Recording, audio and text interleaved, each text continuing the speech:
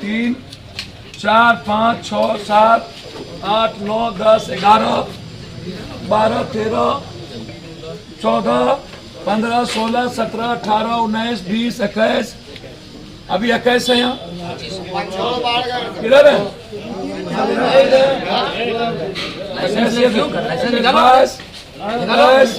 24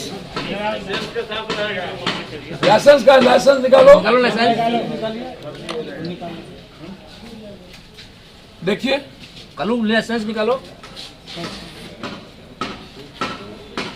40 driver हैं इनके पास तैयार है। ये अभी सबका नाम लिख करके हम लोग गवर्नमेंट को भेजने जा रहे हैं। प्रेमचंद सिंह जी अभी दें समर्पित करें।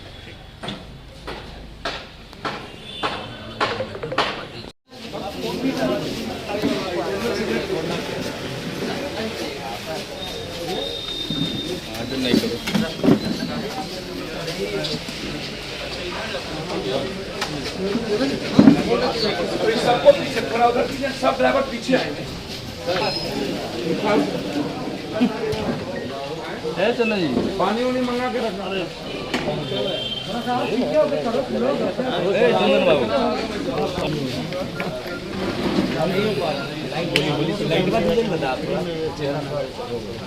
लाइट जला दो।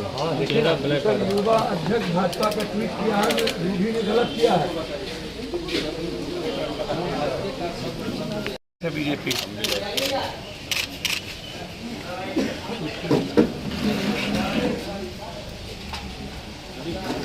दिल्ली से लेके पटना तक माना जेब से पैसे से हम देते हैं वो है।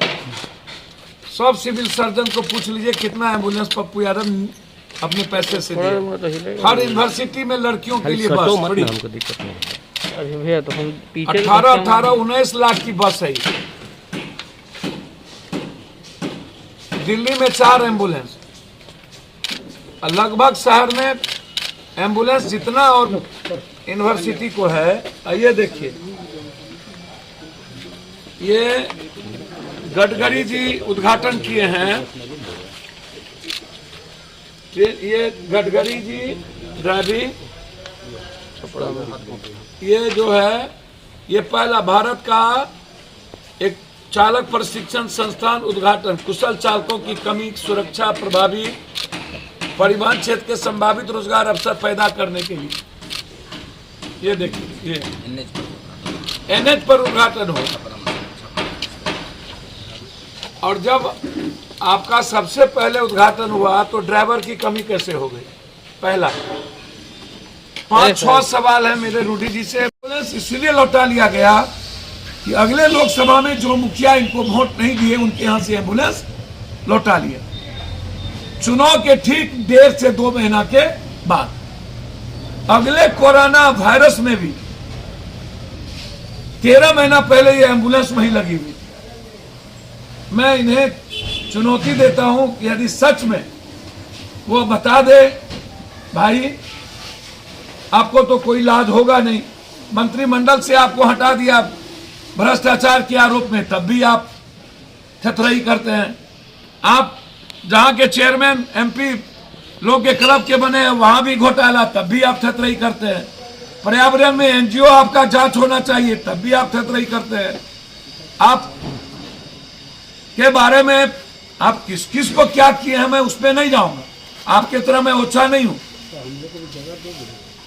कभी बीपीपा के भरोसे, कभी जनता दल, कभी बीजेपी के भरोसे, अनुकंपा पर जीतने वाला, जिनका अपना कुछ हो ही नहीं। अब वो हमें राजनीति तो मोदी जी भी करते हैं बनारस में आके, राजनीति तो गुजरात जी भी आके चुनाव लड़े।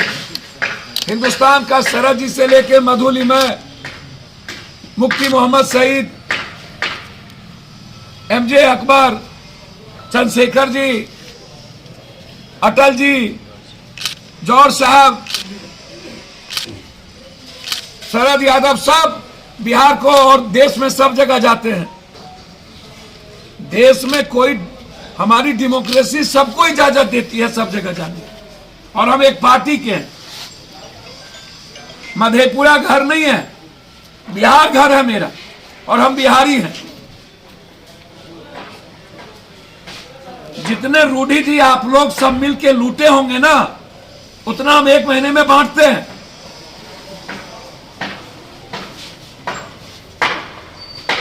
एम्बुलेंस की बात करते हैं, छपरा में जितनी घटना घटी, पप्पू यादव ने 50,000 से लाख लाख रुपया पहुंचाए, और वो सारे प्रूफ के साथ। आप एक भी मर्डर और घटना में आज तक नहीं गए। लिस्ट फिरहस्त है। हमारी कोई निजी दुश्मनी नहीं है, लेकिन मेरा सवाल है कि जो एम्बुलेंस का पैसा आपने चलवा के लिया, वो कहां रखा? एफआईआर होना है। वो आप निजी पैसे कोष में नहीं रख सकते थे। सरकार का पैसे का गबन हुआ है, तो जब सरकार के पैसे का गबन हुआ तो एफआईआर होगा ना, इंक्वायरी होगी ना। और जब आपको ड्राइवर नहीं हो सकता, मोदी है तो मुमकिन है, तो फिर आप रिजाइन कर दीजिए। अधीक्षक उन्होंने एक लेटर जारी किया, उन्होंने कहा कि हम 1 दिन पहले जो है वो उन्होंने सब कुछ लिख दिया है कि मेरे पास कुछ नहीं है, ना आउटसोर्सिंग है ना कुछ है, इसलिए मैं नौकरी में नहीं रह सकता। यह बात बेतिया के भी कहे, तो अब जब एक भी पदाधिकारी रहने को तैयार नहीं है इनके यहाँ,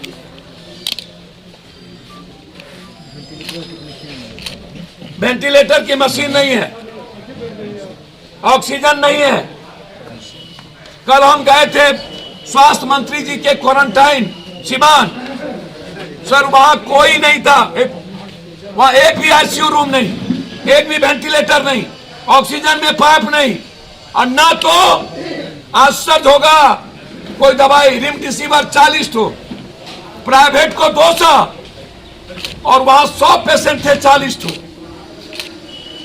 और आईसीयू कुछ नहीं, वेंटिलेटर नहीं, ऑक्सीजन में कोई पाइप नहीं, और स्वास्थ्य मंत्री का जिला। बारे बार मैं स्वास्थ्य मंत्री मेरे भाई है, मैं इस्तीफा नहीं मांगूंगा, लेकिन उनसे आग्रह करेंगे। पूरा देश 1 लाख से ऊपर ट्वीट पर उनको इस्तीफा मांगा जा रहा है। तो भाई को तय करना है कि जनता आपसे क्या चाहती है और आपको क्या करना है। लेकिन मैं रूडी जी से आग्रह करूंगा कि हम भाई हैं, धमकी ना दीजिए।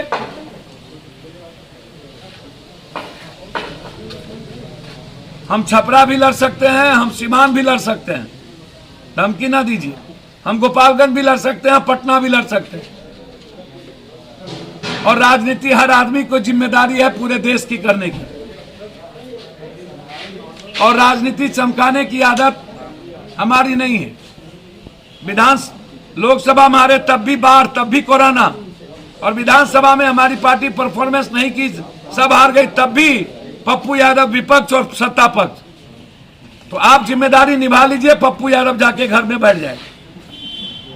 लेकिन यदि आप जनता को मारते रहिएगा रावण कंस बन के, जल्लाद बन के, तो पप्पू यादव आपको जगाता रहेगा, सरकार की नींद खोलती रहेगी। आप लोग धृतराष्ट्र के तरफ अंधभक्ति मत करिए। और हमें दुनिया में ना ऊपर से नीचे कभी डर नहीं लगता, हर मिनट टू मिनट मरने की तैयारी पप्पू यादव करता है। कई राज्यों में इनसे पूछिए कितने दिनों से वहां एम्बुलेंस लगे। और आज अभी हम आग्रह करेंगे, हमारे नेता प्रेमचंद सिंह जी तैयार हैं 40 ड्राइवर को लेकर के लाइसेंस के साथ।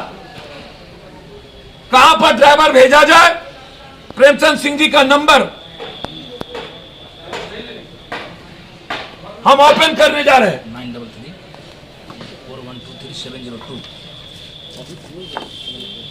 9334123702 9334123 जहां भी सरकार का एम्बुलेंस ड्राइवर के बगैर खड़ा है, आप प्रेमचंद सिंह जी को टेलीफोन करें, ड्राइवर मुहैया ही करें। हमारे ड्राइवर सारे तैयार हैं। किस वक्त रूडी जी को ड्राइवर चाहिए, प्रेमचंद सिंह जी को फोन कर लें, उन्हीं के परिवार, उन्हीं के घर के। हमारा कोई मतलब नहीं था रूडी जी को हाथ करने का। मैं दिल से कह रहा हूं, हमें जानकारी मिली वहां एम्बुलेंस लगा था, मैं चला गया,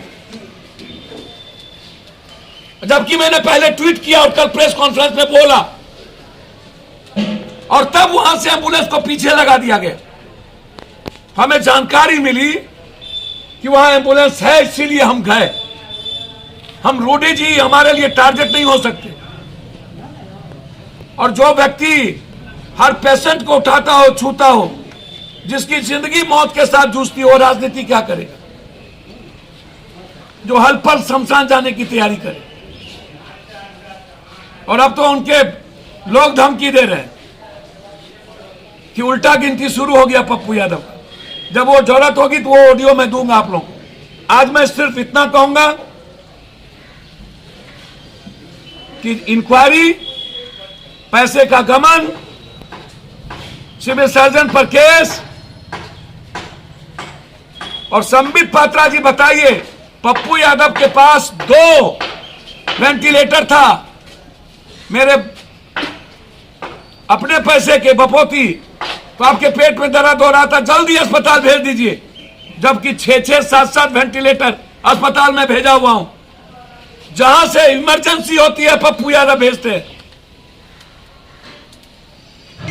और क्लियर है, मेरा फादर हो या कोई, मोदी जी हो या नीतीश जी, जब सिस्टम के द्वारा इंसानियत और आम आदमी को मारा जाएगा तो पप्पू यादव मरने की तैयारी करेगा। हमें मरने से कोई डर नहीं, इसका जवाब दे दें। नीतीश जी से आग्रह करेंगे इसकी पूरी इंक्वायरी हो। एमपी लैड्स का गाड़ी घर में कैसे, प्राइवेट जगहों पर कैसे, और ये सारे ड्राइवर तैयार, लाइसेंस ड्राइवर है, अविलंब इसकी सरकारी नौकरी लगे। सरकार जहां कहेगी सरकारी नौकरी के लिए हमारे ड्राइवर जाने को तैयार। और कुछ पूछना हो तो कर दिया, आशीर्वाद दे दिया कि आप 3-3 बार सांसद हो गए, और वो भी इसीलिए सांसद हुए कि लालू यादव जी के कारण। ये 2 धारा के बीच आप सांसद हुए, नहीं तो आप किसी कारण से नहीं होते, राजद के कारण।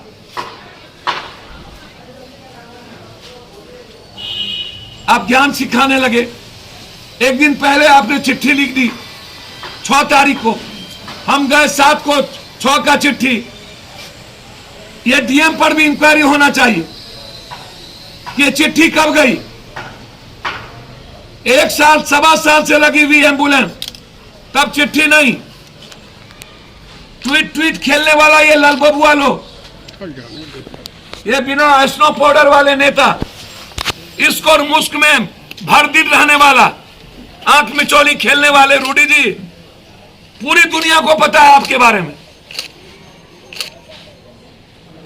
क्या क्या रंग रंगेलियां मनाते हैं आप लोग, और कहां कहां मनाते हैं। और कितना आरोप लगा वो भाजपा को पता है।